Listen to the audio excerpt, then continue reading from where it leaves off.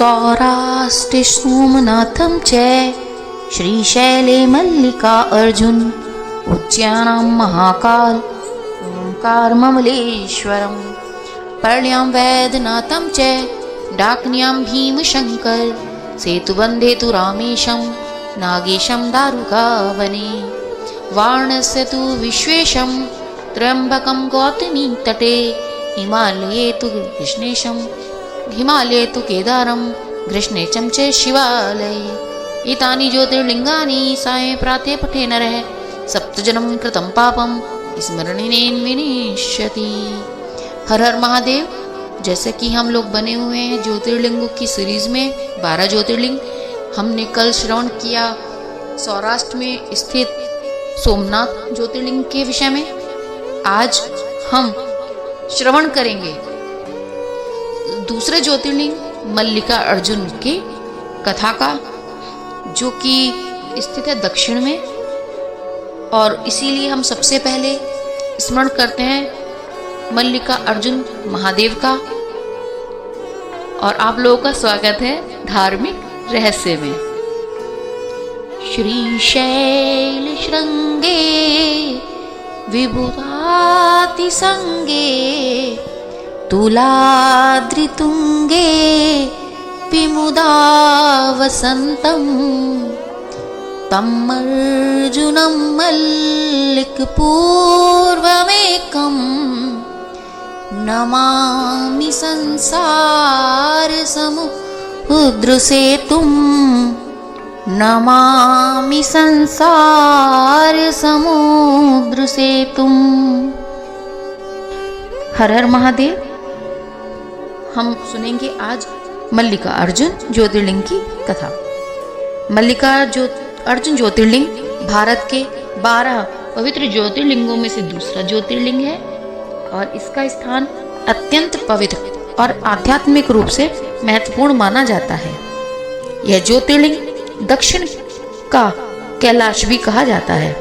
यह ज्योतिर्लिंग दक्षिण में स्थित है और इस ज्योतिर्लिंग में भगवान शिव और माता पार्वती के करुणामय और वात्सल्य रूप के हम सभी भक्तजन दर्शन करते हैं। मल्लिका अर्जुन ज्योतिर्लिंग आंध्र प्रदेश के शेषशैल पर्वत पर स्थित है, जो नलल्लामला पर्वतमाला का एक हिस्सा है। यह स्थान कृष्णा नदी के तट पर स्थित है और प्रकृति की गोद में बसा हुआ है। श्रीशैलम का यह मंदिर एक पहाड़ी क्षेत्र में स्थित है और इसकी प्राकृतिक सुंदरता भक्तों को आध्यात्मिक और मानसिक शांति प्रदान करती है। यह स्थान धार्मिक महत्व के साथ साथ पर्यावरण की दृष्टि से भी बहुत ही विशेष माना जाता है। पुराणों में मल्लिका ज्योतिर्लिंग का वर्णन शिव पुराण और स्कंद पुराण में मिलता है। इसे भगवान शिव और देवी पार्वती का स्थायी स्थान माना जाता है। इस ज्योतिर्लिंग की विशेषता यह है कि यहाँ शिव और शक्ति दोनों की पूजा होती है।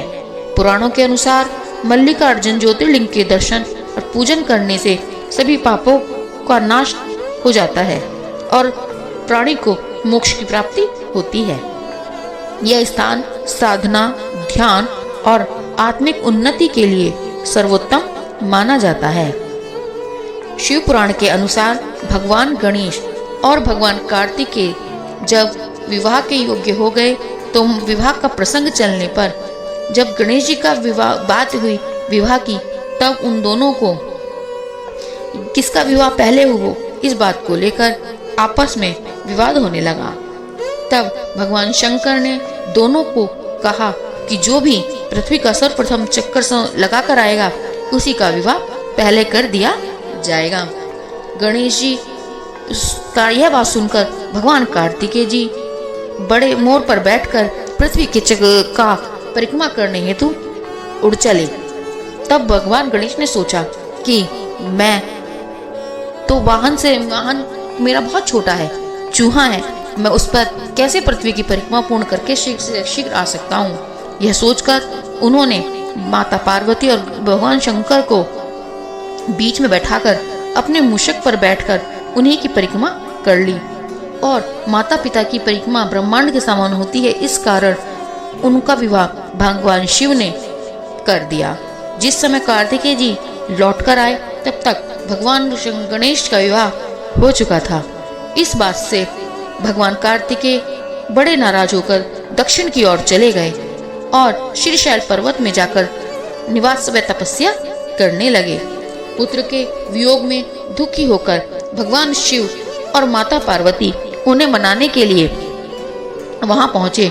जब उन्हें पता चला कि वे कौंच पर्वत पर तपस्या कर रहे हैं तो वे दोनों वहीं पर उनके पास पहुंच गए।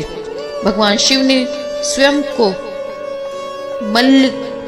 मल्लिका अर्जुन के नाम से प्रकट किया और कार्तिक जी को न पता चले, इसीलिए उन्होंने यह वेश मल्लिकार्जुन का धारण किया, जिसमें वो एक भील रूप में उनके पास रहे और इसी कारण से इस शिवलिंग का नाम मल्लिकार्जुन पड़ा।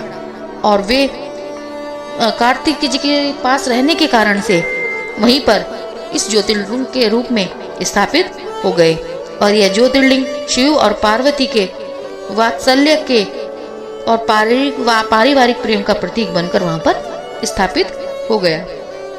इस ज्योतिर्लिंग के दर्शन का अत्यधिक महत्व है और यहाँ पर देवी पार्वती की पूजा करने से, भगवान शिव के साथ पार्वती की पूजा करने से भक्तों को उनकी सभी मनोकामनाओं की पूर्ति हो जाती है।